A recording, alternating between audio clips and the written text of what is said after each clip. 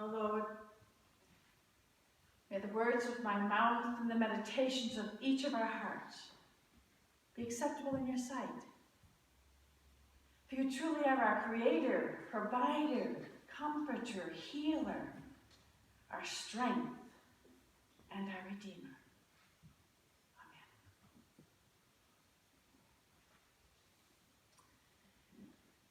What would you do if, like Mary, you went to a loved one's grave and found it empty? We, of course, know the Easter story of that empty tomb over 2,000 years ago. But what about in our own lives today? We sometimes have empty tombs that we need to deal with. Hopefully not literally, but things such as grief and sorrow, losses, misfortunes, even meaninglessness. I think we've all probably had some moments of days of feeling distressed or hopeless when nothing has gone as planned and our whole future seems bleak. How do we respond? What do we think and feel and do? In John's Gospel that was just read so beautifully, there are three main characters at the tomb besides Jesus. It's Mary and Peter and the beloved disciple often known as John. Three very different people with three very different personalities and different relationships to Jesus.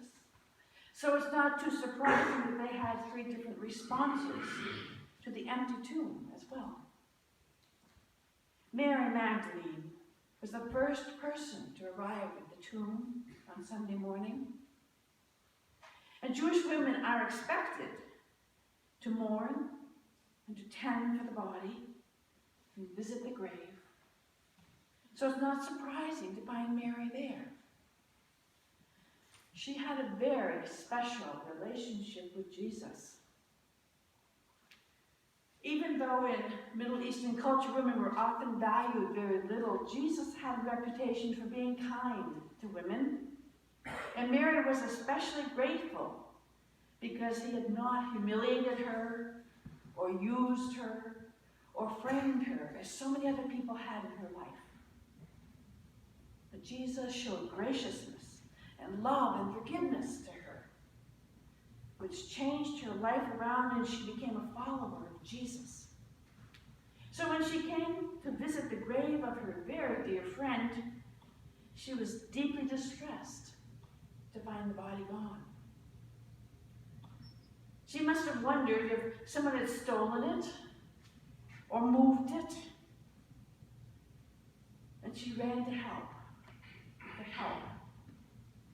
to Peter and John. Now John, we remember, was the disciple whom Jesus loved.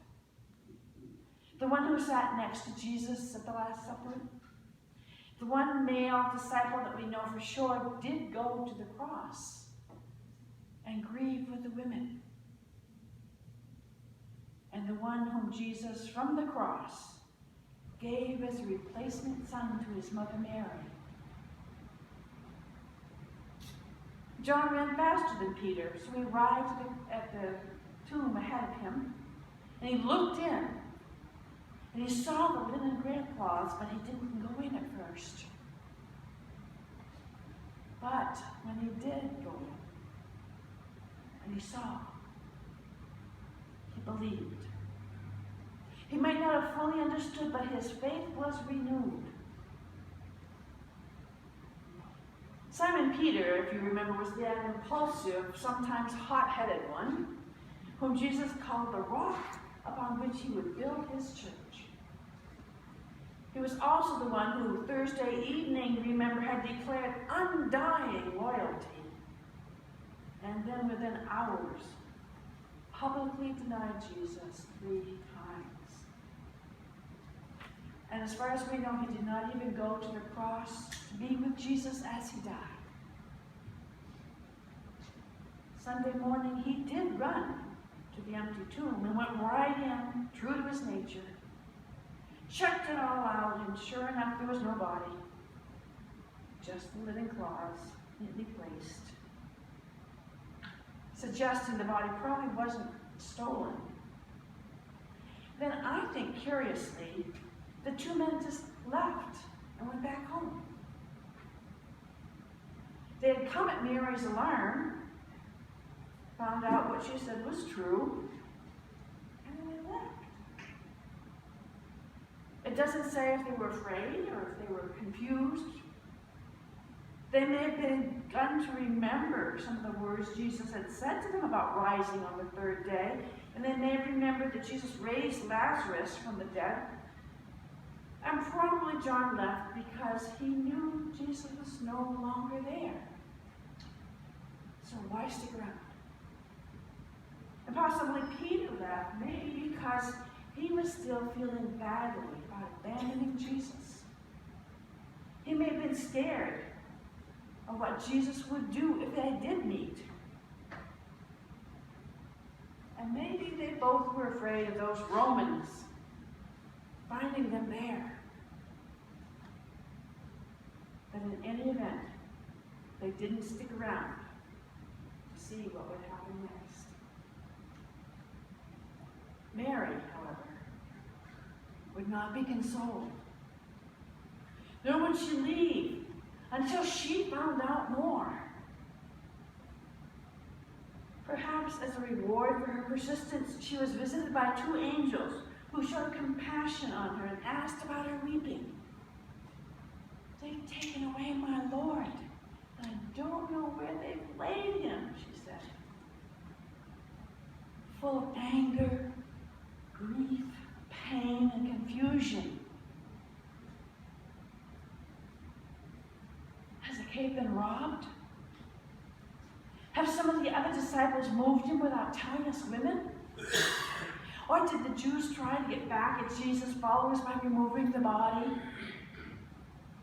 Or perhaps Joseph of Arimathea, who had offered the tomb for Jesus' body, had changed his mind and had it moved out. I doubt that she ever thought of the possibility of resurrection. She was so distressed. And as she senses the presence of someone near her, she turns to see who it was. And this man, like those angels, expressed compassion for her and asked about her tears. And supposing it was the gardener, she asked him if he had taken the body. "Please tell me where I can find it. I'll take care of it. Just please help me find it."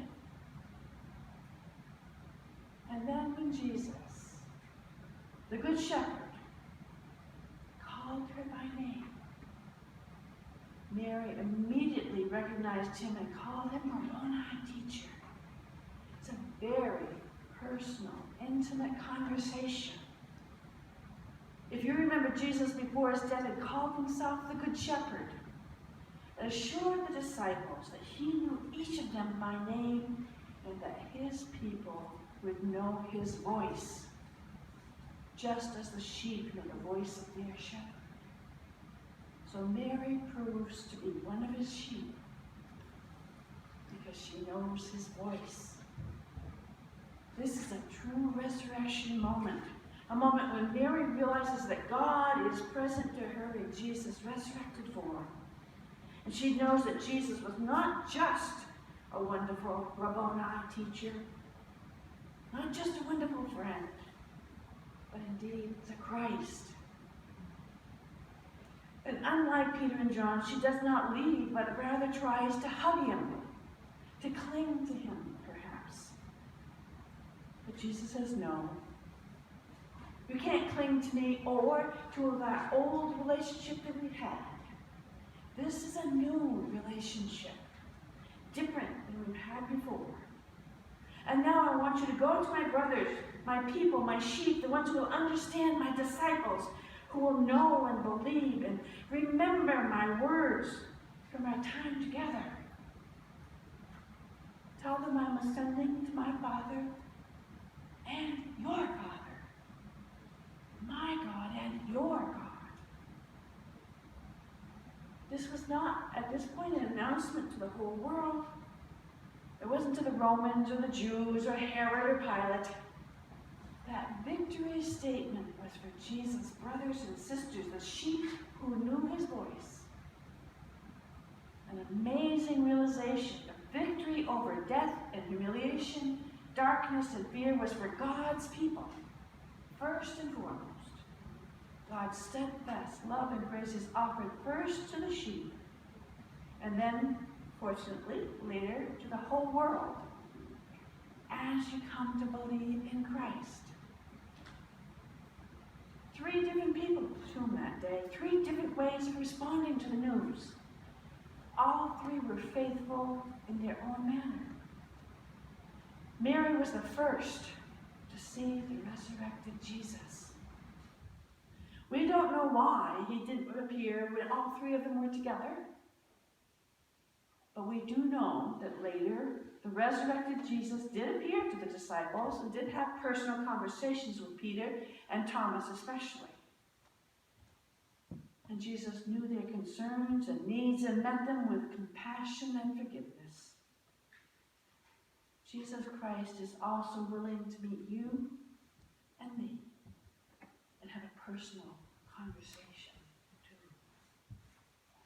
He can meet us at the tomb, or in a garden, on the street, at work, or perhaps even in church. Whether we're in distress, afraid, confused, guilty, or even if we have run away, he will gladly meet us and discuss whatever it is that's in our hearts. He's always more ready to forgive than we are to ask. He experienced the very worst that humans can do to one another. And yet he loves us still and returned to tell us so. It's not that he's a glutton for punishment, but rather his resurrection means that God's love is stronger than human hate. That life can triumph over death. That light overcomes darkness. And God's forgiveness and gracious mercy are available to all. Even those who betrayed and denied, and even those who persecuted him. Instead of getting mad or getting even, Jesus Christ offers peace, joy, forgiveness, a new life, a future with hope for the whole of creation. When we reach the times when we feel empty or rejected or bored or hopeless, in grief or distress, that's the time to hear again this wonderful Easter message of victory over all the problems that can possibly confront us in this life. Like the 3 at the tomb that morning, we may feel defeated and hopeless about the future. I found a story about the Allied troops under General Wellington in June of 1815. They had fought bravely against Napoleon in the Battle of Waterloo, a village in Belgium just south of Brussels. And news was transmitted by the use of lights across the channel to those anxious Britishers. And the words were spelled out: Wellington defeated. And then a fog so typical of England fell over the channel, and England thought the battle was lost.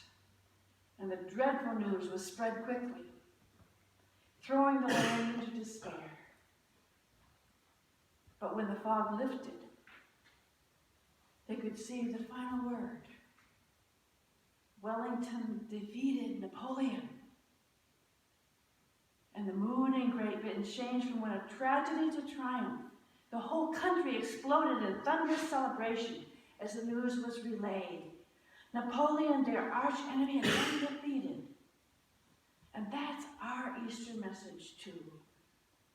At first it may look hopeless, but in the end, when the fog lifts, our arch enemy, whatever that may be in our lives, has been defeated and will never conquer us if we believe and follow our risen Savior.